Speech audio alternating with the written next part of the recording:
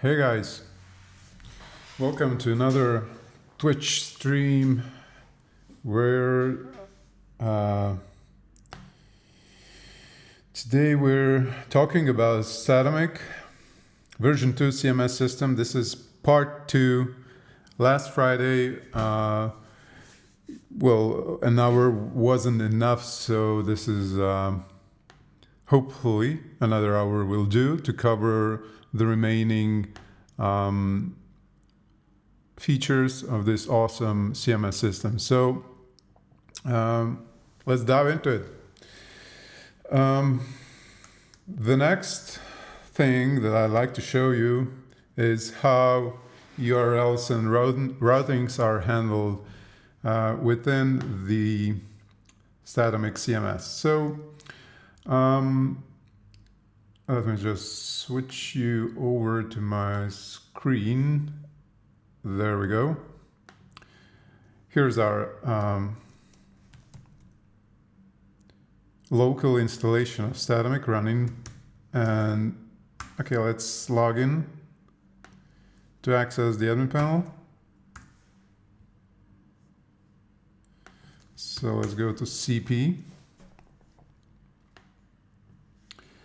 And then there's this section called routes in the settings under configure. So the first thing to notice here is that routes are basically divided into 4 segments. So we'll review each. First of all, this settings/routes admin panel section is basically hold on, just let me open up Statamic and I'm gonna open up Sublime and this is all stored in routes.yaml, right? So anything that you might be editing here will be stored here. I mean, actually it will be code generated here. Let me just tie this up a bit and we can move on. The routes section, wherever you observe it, basically tells a system, hey, I want to have my search route URL to go to, to use the search template. So if you remember, our templates are stored in themes folder here. So basically you're saying that search slug should use search template here. This is our search template. And if we go to the search, let's search for anything.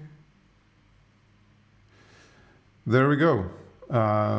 We have just used that route. However, let's see how this routing configuration can be expanded a bit. Right, so if you want to pass any other variables along with a definition of a template, you can do so by adding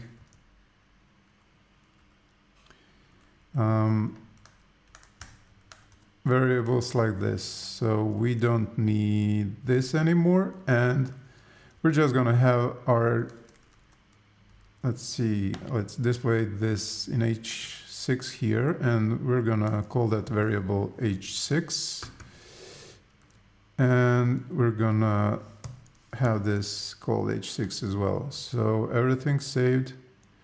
When I refresh this page, I have this variable that I just defined here, set. So that was pretty easy. So if you need to add any other values here, it's pretty straightforward. And remember, the context in which variables are served within the Statamic CMS, it always inspects the first layer, and if it doesn't find anything under configuration here, and then it just moves to another layer, like another YAML config file, until eventually it doesn't find a variable defined, which sets it to null. So that's something that I explained in the last Twitch transmission that you can view on my YouTube channel. So let's move on. Let's see how the pages can be nested. So we already discussed how pages are created within the Statamic system. So we just need to go to the pages section, and there it is. Just a reminder, anything that's located here is actually rendered as a menu above. So let's add another one. So we have like kind of example here that has a menu page with specials and wine list. So let's build that. So we'll create a new page type. Let's call it menu. This is actually a page with a default type. So the slug will be menu, and the content on that page would be some text or awesome menu. Save, and it appeared here. If we refresh, the menu is added as a section, and our text is displayed. So if we want to add like child pages under menu section, that's easy to do. So let's call this specials, and our cool specials. Save, and it's already located as a child of a menu item here. And let's do another one. It's like wine list. Slug is automatically generated.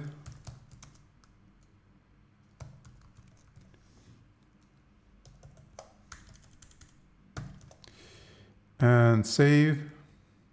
So once we refresh this, yeah, I mean the UL list is not configured to render any child pages, but since, oh, look at this.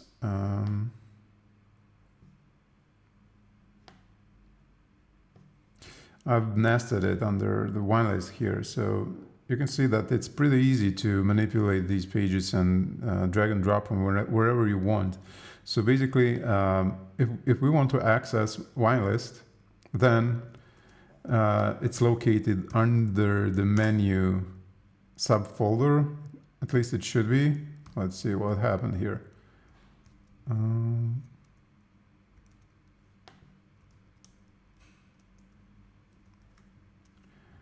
How about that specials? All right, so you need to save changes. I need to save this. And here it is. In the same way you can access specials. So a typo here, specials.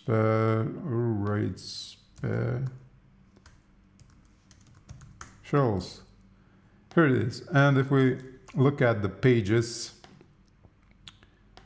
folder under section, under pages folder under content section. So since we'll have that as a sub item of the menu, there it is. Wine list is number 1, special is number 2. If you want to reorder this, as we tried to do so last All right, so last time should be pretty easy, but yeah, okay, save, and it should re-enumerate these folders here, and it did. So everything is awesome. Cool, so that's a way to handle routes for pages. These are static, no dynamic variables in our URLs.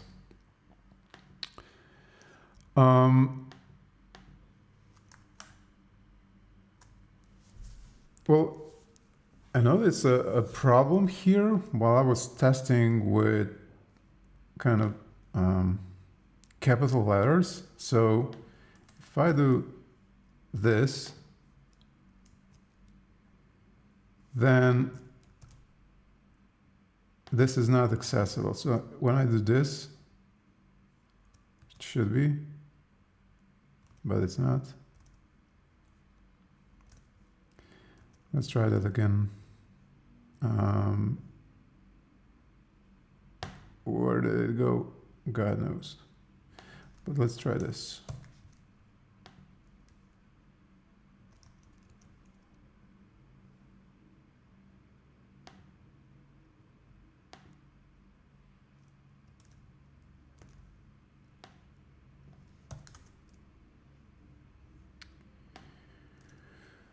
All right. For some reason, it's not actually saving data, and I'm not really sure why. So let's do what it instructed us to do. So let's see our log files.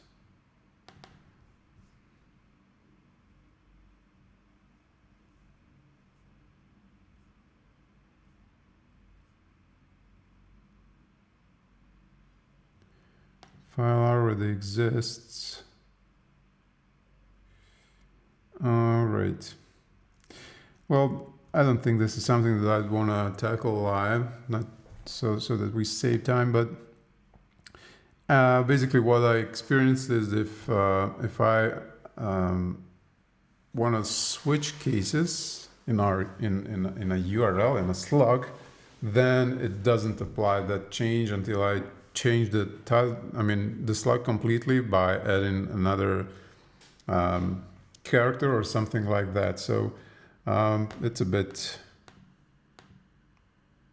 was a bit strange, but eventually I found a way around it. And this is like another issue that I'm not really sure why it appeared, but hopefully it shouldn't be something complicated to solve. Let's move on to dynamic URL segments that are available. Basically it's the same thing. If you use the Laravel, then you're familiar with the syntax. So whatever is written here instead of these placeholder variables, it's available to you in your templates as variables named year, month, day, slug. So let's inspect how's that used in our system. So let's visit settings and routes again. So there you have it. It's defined over here. But if we go to content, we have our collections. So our blog collection basically depends on the same route. And what's important to mention is that in our content section, collections, blog, the file name must be written in the same the same way, so that it maps correctly. So if I were to access any of our blog posts, let's visit this one. Notice that this URL part resembles, it's basically has to be equal to the file name here. So if you change either URL, then it's 404, or if you go back and you rename this,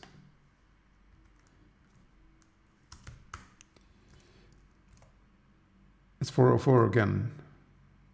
So you basically should be able to understand how this works. And I already mentioned that the variables are accessible for you in your templates. So anything in our URL should be easily displayed if needed in our template files, though I'm not sure if you'd want to do that, because that way someone could mess up with your website. But if you ever need to, here's how it's done. So in our templates blog, content uses post.html template. So let's just add our slug portion over here and render it.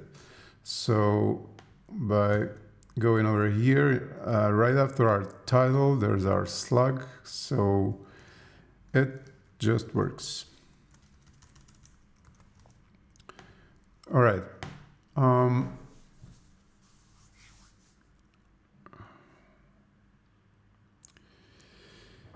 There's actually not much to mention here, other than there's a section that allows you to map routes to taxonomies. So you have your tags taxonomy being rendered under blog/tag/slug, and we didn't mention taxonomies last time. I'm about to. You can define as many taxonomies as you'd like, and each one will be listed here, and you can define your routes for your taxonomies. So that functions pretty much in a similar way as collections. The last remaining bit, which is pretty interesting, is ability to set something that's called Vanity Urls. So if you wanna say map this long URL to a short one that's easy to I don't know, let's say print in an ad, or easy to remember, you might want to do something like this. So we're gonna map our vanity to fire, and we're gonna remove this bit here, and hopefully this should work. Are you done? Thank you. And when you go to fire, it 302 redirects to our defined URL. So pretty neat and easy, super easy. All right, let's move on to another section, that's taxonomies that I mentioned a minute ago. So basically, you must have heard about taxonomies and use them in a WordPress or a similar system. Taxonomy it's basically a system to classify your data in categories, for instance. So we already have some defined in our example website here. So let's see what we have. We have tags, taxonomy defined, though we could create a new one pretty easily. So if we want to create something like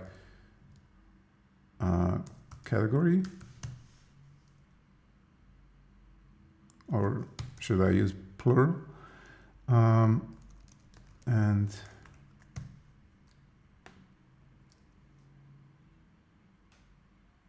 let's see, I'm not sure what field set I'd use here, but since this is just an example, and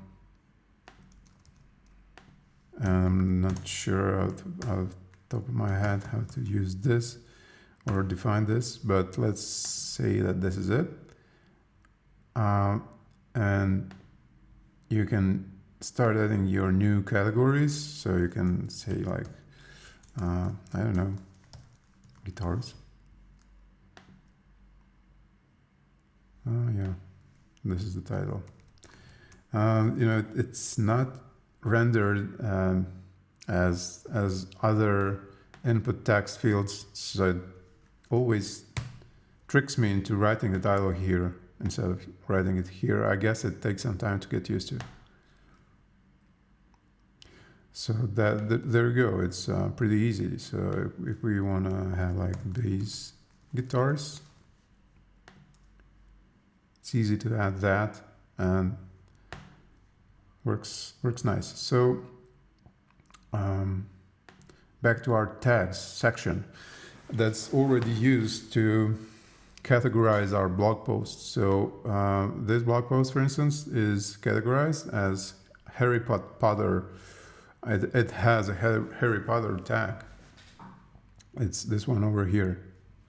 So if I click on it, it displays all blog posts that are tagged as Harry Potter.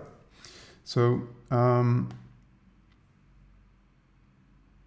if we want to assign a blog post with any taxonomy item, it's easy to do so. So if we go to collections and then blog, and then we have our blog post list listed, then it's easy to add or remove these taxonomy items tags. In this case, here in this like many to one relation field that's used over here. And save, and then if we go back and refresh, we should see those items appearing over here. So let's see what else is important to mention about taxonomies.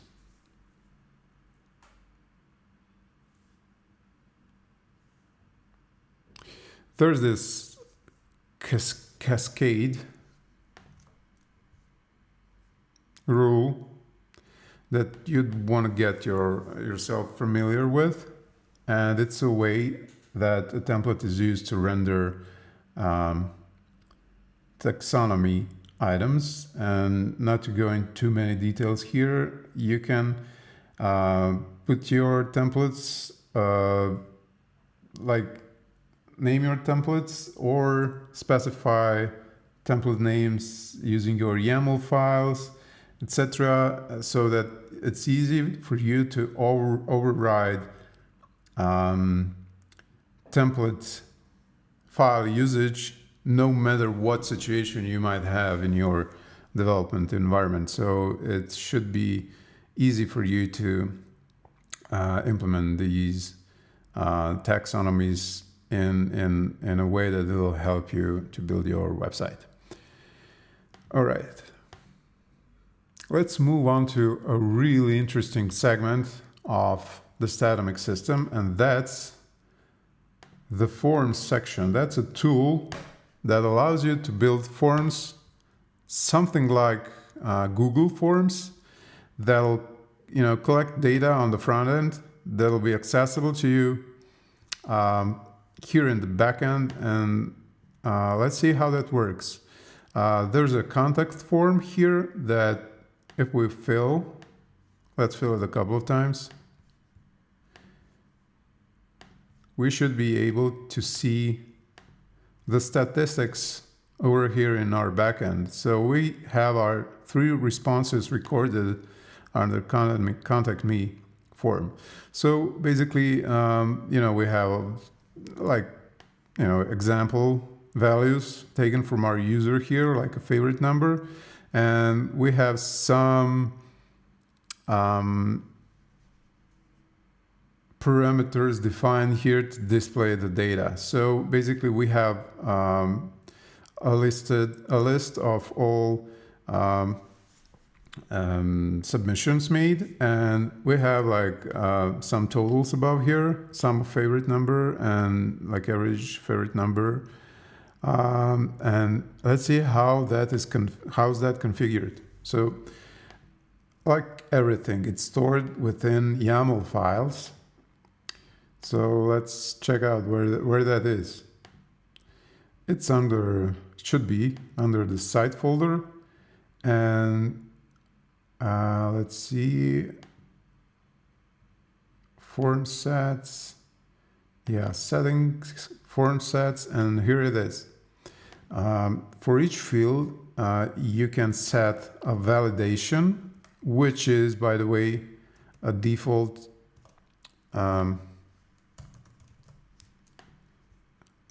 Laravel way to define validation strings.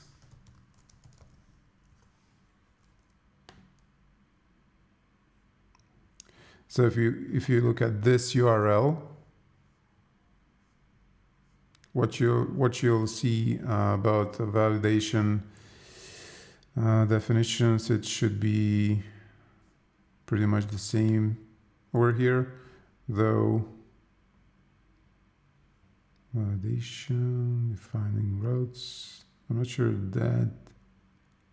Yeah, we want to inspect our validation rules, and it's basically this string over here. So in the same way, you can adjust your fields. For instance, your name field, if you edit that, there's a validation rule that's editable from CP like everything else, or directly from YAML file. So you can basically observe that most of your CP or control panel is like a smart editor, like a nice UI for your UI YAML files. Sorry, and about the metrics here, so the average number or the sum number, it has some settings. It basically defines a field as a number and labels it as a sum of favorite number, and you can use different modifiers to say what the system should do with that data. So if you say average here, it calculates average, but if you say sum, then it sums it. So it's pretty easy to test if that really happens. Yeah, it does. And again, everything that you can do with like straight in the file by editing the file is also configurable through this control panel. So I really like the form system. There's only one thing left to mention about this, and that's the honeypot functionality. So you want to be able to stop bots from entering automatically submitted data to your forms. And how do you stop that? You have functionality at your disposal that basically creates an input type text named honeypot that you can then hide in your CSS. And if that is submitted empty, then the form should get through the system and be recorded. But if it's filled, because bots don't know should it be filled or not? They just fill everything. Then the form would still basically say thank you, your form was submitted successfully, but in fact it wouldn't be submitted, and it wouldn't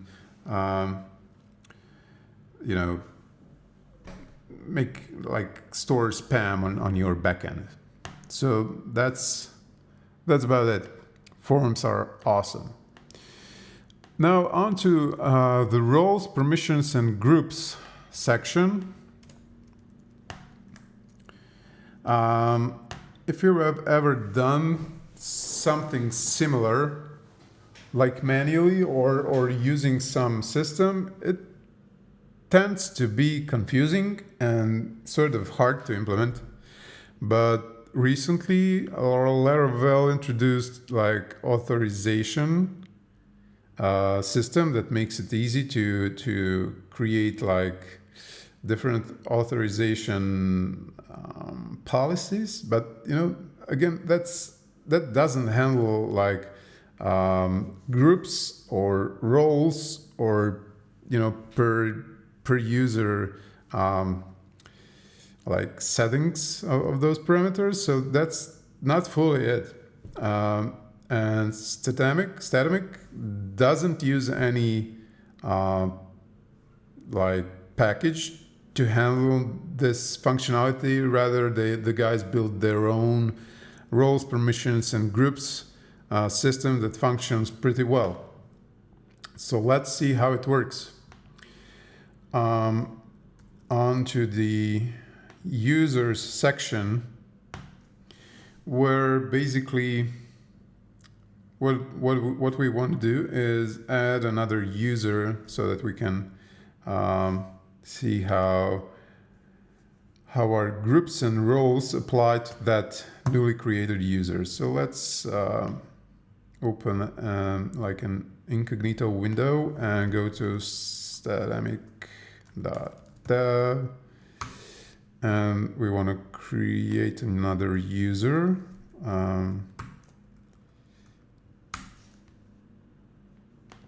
Come on, dude. Oh, it doesn't work when it's in incognito. So I really hate to type. Okay, let's call it test user, test at ohd.com, and password 123, confirm. Let's remember this, register. We're in, and hopefully our user should appear here. And here it is, only it's nameless. Why don't you have a name? There you go. All right. So this user right here is not administrator. So if he tries to access CP, permission denied. Let's see how can he be granted the permission. So let's create a role. We already have administrator role, but let's create let's call him just editor or site editor. Let's give him a slug. So this will make it easier for you if you like to display your users under this section. So I'm not sure actually if this will allow us to list everything here. I'm not sure what happened, but it's interesting. So let's create a role of site editors, and we want to grant them access to control panel, and we want to let them modify our blog collection so they are bloggers, and save. Yeah, that's it. And then if we go to our test user, we can say, all right, this guy is site editor.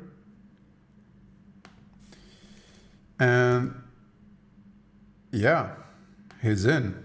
And he can access collections, and he can edit collections only and nothing else. So this is pretty nice and easy way to limit functionality of your administrator users. No nuclear science or rocket science here. So let's see first what happened with our site editor route. Nothing. Maybe this is for groups. I really haven't read about this. So let's create a group of users. Let's just call them awesome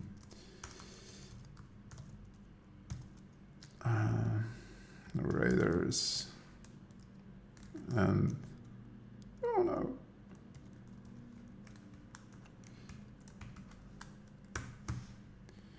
And they will by default have like site editor roles, or I can use this multi-selection tool to add on per user basis, like add people here.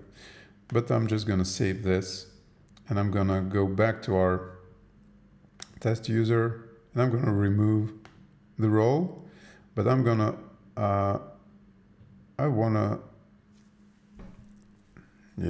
no, I'm not gonna remove site editor. Oh. Let's see what it does. No. Well, I'm not really sure how the groups function, but basically what I thought is what would happen is that I'm gonna be able to create a group of people and assign them a role and assign some users to it. That'll basically list them perhaps, over here. But yeah, should have known better, because in our routes, if you go to users, there's no dynamic parameter here. Only users/username that would display user profile. So if I want to do anything like Kingy, I should have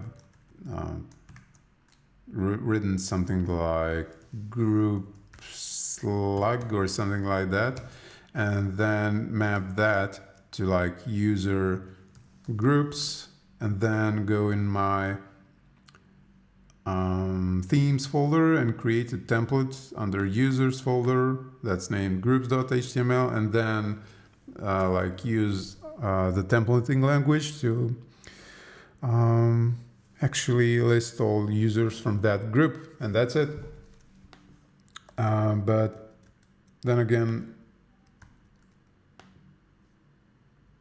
I must admit that I didn't do my homework on groups as good as I was supposed to, but it offers you that functionality, which is really nice. And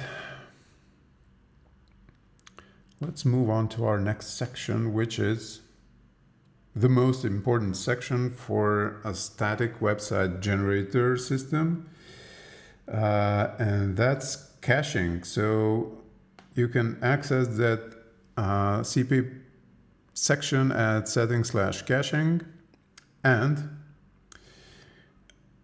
there are like layers of caching functionality. It's almost like an onion, but in a good way. So the caching has like the stash cache, which basically takes all of your configuration files and like compiles it down to a set of data that's easily accessible by the CMS system. So if the CMS would have to read all the YAML files in the runtime, it will be hell. It would be too slow. So it generates the stash cache to speed up the website serving. So by having this ticked, the CMS system would clear the stash cache on each control panel save action. And if you want to clear the stash cache like manually, you just use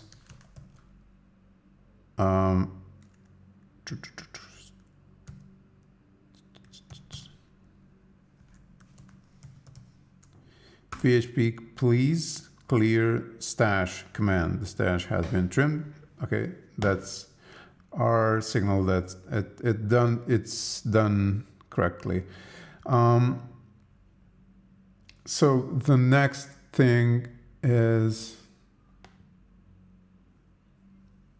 there are, like blink and flash and template fragments, which if you're interested in, you can read about in the caching guide. All right, so here it is. But no need to explain in detail right now, as I believe it's not like of the greatest importance for you right now. What you'd be interesting, however, in is like the static caching section. So you can use it like half measure or full measure, and let's see how that's done. Again, if you go to admin panel, you just enable static page caching, you save, and the half measure, as it's called in the document, is activated. However, if you want to go like full static HTML type of web content serving, you need to select file as a caching type and then save. And what this will do or would do is create HTML files for each and every page of yours. You still need to tweak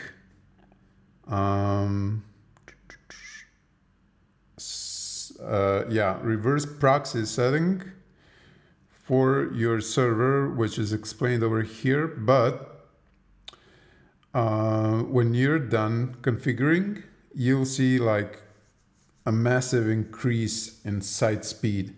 And there's a graphic here that basically shows a stress test on a demo website, and it displays like really fast response times and 0 errors and 0 timeouts, which is almost impossible to achieve when you have like a PHP website that reads from a complex backend structure, if you will. I just want to share with you like a great stress testing tool that's called loader.io. So it's basically free, though it has like plans and pricing for a bit more serious usage. But we've used that for a couple of our projects, and it was like a really, really useful tool. So if you need to stress test your website, this is the tool to use.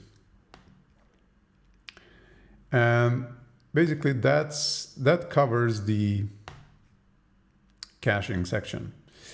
Let's quickly run through the debugging configuration, because when you build websites, you certainly want to be able to know what's happening when stuff is not working. So just by enabling debug mode here, it will show errors on screen in case there are any. But what's useful is the debug bar, which actually is an implementation of a Laravel debug bar that you can install on any Laravel project if you go here and use this berries package. And actually, displays some really nice and informative data over here, and it's presented in a really nice graphical way. So I don't want to go in details here, because if you want them, go to the documentation in the GitHub and read it, and use Laravel debug bar. It's an awesome tool. However, there are utility modifiers which should come in handy if you wanna print your variables from your templates. So if you want to use console log, you can do that like so. Let's say you have your fruit defined and you want to console log your fruit variables. Then you do this, and it'll actually output a JavaScript array that for you to read and hopefully solve your problem, whatever it is. And also there's a way to configure your log, and currently it's set to log daily, and it's located under the local storage logs, as we've already seen it a bit earlier. So tomorrow it would just create another log file named the 14, and basically that's it. So debugging is pretty neat. So our last bit for today is localization. So localization is always a bit tricky to implement. If you ever try to implement localization in WordPress, there are a couple of plugins that do that, in a way that I'm not sure is ideal. There are paid plugins that do that a bit better than the free ones, and there's an approach with I believe it's called multi-site generation, where you basically copy the entire WordPress database and everything, I believe, in a way that allows you to then go in and edit that as a different language. But that basically generates a website that's not actually, it's two separate websites if you look at it. But Statamic has it like the way that it's implemented in is logical. So let's imagine that you have your English version as default, and I just enter the localization guides section, and you want to have your French version like this. So when you define a custom field, you're able to say, okay, this custom field is translatable, and that would allow you to switch over to French language and translate only that field. If you don't enter translation for that field, it'll automatically render the default language value, which is English, and you're pretty safe. Your website wouldn't break or display some info that's illogical. But let's try and set up localization, since I've tried it a bit earlier and it didn't quite work. The The first thing that you want to do is create a folder in your project root that's where are you, dude? All right, here you are. That basically contains your index file.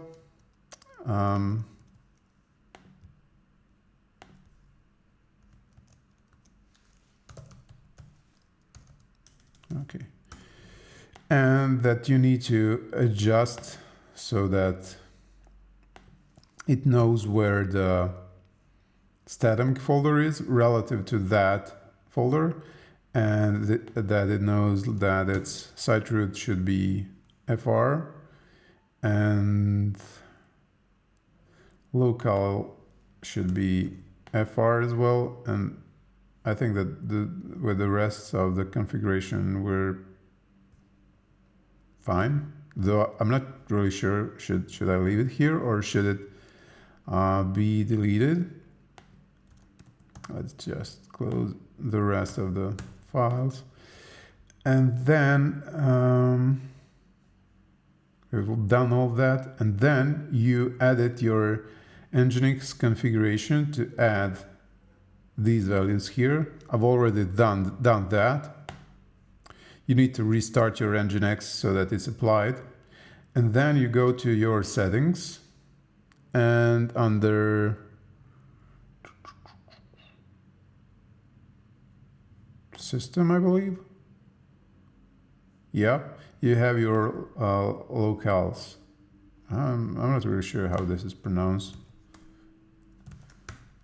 so sorry if I'm mistaken, but let's just fill this, and this should be it.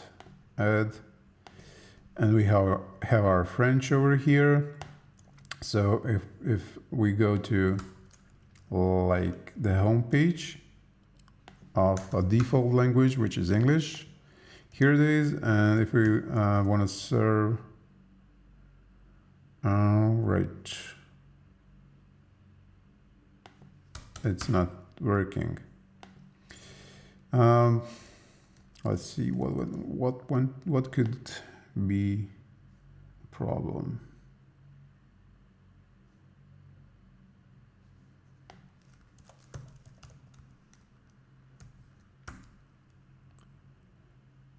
So yeah, I have this in here.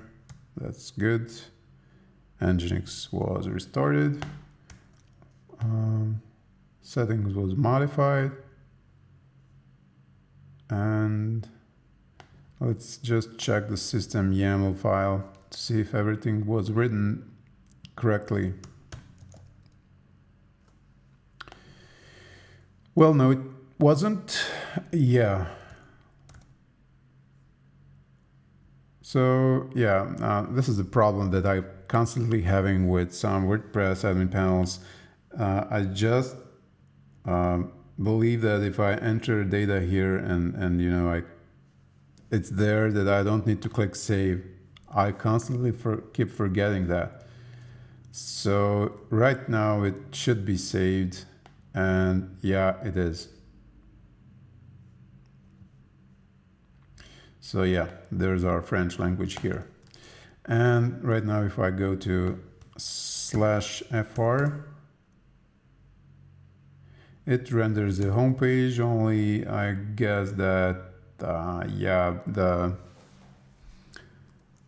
template needs editing. So it tries to find like CSS file relative to the fr prefix. So that should be easy to fix. Let's just go to site themes and then layouts and default, and then yep, theme CSS. Oh my god, where is that defined? No, I was expecting a hard coded value here. Yeah, it's the gulp configuration, I believe. So okay, never mind. It should be pretty easy to fix if you have time. which I don't, and I plan to end this broadcast like in 5 minutes. So let's see. Let's just look at the way that fields are translated. So if I go and edit our existing field set and say I want to have the title field translatable, I just switch this on and it should be. Yeah, this is another issue that I've encountered a while ago. I switch it on and save, and it's not saved. So I need to go in like about YAML file and set it manually to true, and then refresh. And you see it's marked, which is a bit weird, but never mind that bug. If it's a bug, let's see if this field just became translatable. Let's go into and try to edit the About Me section. So right now we have like our English version active, and if I want to have like French version, I just switch it over here, and here it is. So if I'm not sure, maybe it's written like this. And if I write it like this, it should be changed in our French language website. Yeah, it is. And it should be intact in our English version, and it is. So basically, there you have it. Localization is, I believe, as a concept, really thoroughly thought through, and should be useful, but I've encountered a couple of bugs and problems to make it, just like work out of the box. But hopefully with another like 15 minutes or 30 minutes of reading through the documentation and trying out stuff, it should be no problem to make it work. So that was it. Statamic version 2 CMS built on Laravel 5.1 is indeed a great system that I recommend for you to use if you have like a presentation website for your agency client or something like that. I'm not really sure how would you handle something that's more complex in terms of adding another Laravel package that will do something, or trying to edit a data before it in a complex way. Sort of like, what if you need to fetch some data from an external API, and then you want to transform it in a way and then like display it in your Statamic template. I'm not really sure how to do that. Are you required to like write something that's called add-on? Since if you recall from our last time, the complete Laravel framework is pretty much isolated here, and it's like marked as don't touch this, or it's going to be overwritten with your next Statamic update. These are the things that are not really clear to me, but I'm pretty sure that the system allows you to build pretty much anything you desire. But as our cms-podcast show aims to prove or inform you, your customers or your employers, you should carefully choose CMS system to be the best fit for your current project. And you need to first get to know various CMS systems, which hopefully I'll help you to. learn different stuff about different systems and what's possible and what's not, so that you can choose the best possible CMS solution for your next project and make your boss happy and make your client happy and make the world a better place. So until next Friday, where we'll probably talk about Jigsaw by